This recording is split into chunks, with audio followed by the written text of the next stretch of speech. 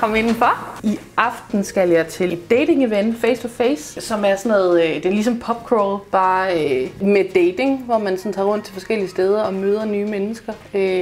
Og det er jeg mega spændt på og mega nervøs over. Ej, okay, den smager mega godt. Og derfor passer det helt vildt godt til den her kampagne, jeg laver med Rynkeby. De har det her slogan, der hedder tørst på livet. Man skal mere tørst på livet.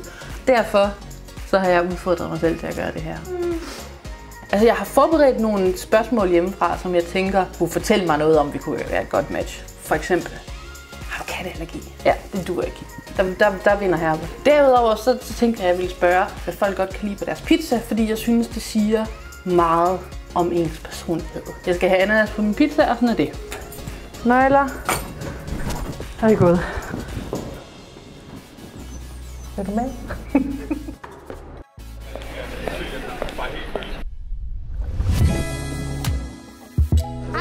Ja, hej.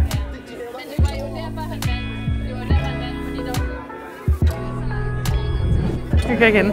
Jeg synes faktisk, det går overraskende godt. Jeg sidder ved siden af min makker, Jakob, som er rigtig sød. Han har også lidt sådan et ties til USA, ligesom jeg har, så der har vi en del til fælles. Lige nu er vi faktisk hele vores spor i gang med en ret heftig diskussion om amerikansk politik, hvilket lyder farligt. Men det er det ikke, fordi vi alle sammen på samme hold.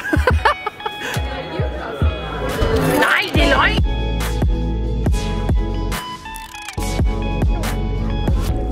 Nu har vi haft 2 af de her gruppedates. Vi er på vej hen til 3. og sidste sted, hvor vi skal møde den sidste gruppe. Og den lokation holder vi for os selv.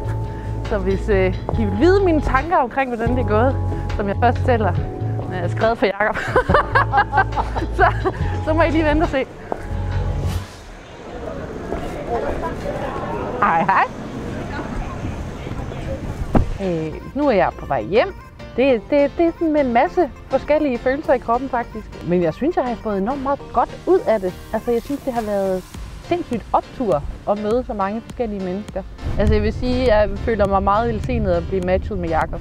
Fordi, altså nu er det selvfølgelig også ham, jeg har talt suverænt mest med hele aftenen. Men det er også ham, jeg har klikket suverænt mest med. Om der er nogen, jeg kunne finde på at se romantisk igen? Det tror jeg ikke. Jeg tror snart, der er nogle af pigerne, jeg har lyst til at se sådan lidt på venindebasis. Jeg har prøvet at slippe udenom. Jeg ved godt, det var min idé, og jeg synes, det virkede som en rigtig god idé, da det var rigtig langt væk. Fordi det er sådan noget, jeg gerne vil dyrke noget mere. Jeg vil gerne udfordre mig selv noget mere. Men nu var der nogen, der holdt mig op på det. Så jeg var nødt til at gøre det, og det var mega fedt. Nu vil jeg gå op og sove. Tak fordi I fulgte med.